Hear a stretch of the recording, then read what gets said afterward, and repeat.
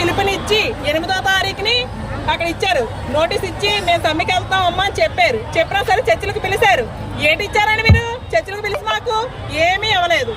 మళ్ళీ అలాగే పంపించారు. 62 సంవత్సరాలు పెంచుతామంటున్నారు, 50 సంవత్సరాలు పెంచామంటున్నారు. కానీ ఎక్కడండి, అది కూడా జీవో రూపంలో ఇవ్వలేదు మాకు. ఎంఆర్ఓలు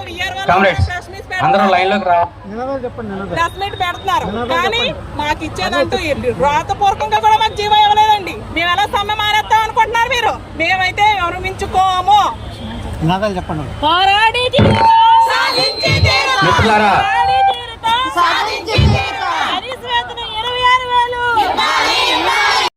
అర్థం కావట్లేదండి ఆయన గురించి. మాకు కంట్లో నలకబడిందండి. కన్ను తీసుకోవాలి, కంట్లో నలక తీసుకోవాలి కానీ కన్ను తీసుకుంటే ఏం పెట్టి చూసుకుంటాడు ఆయన?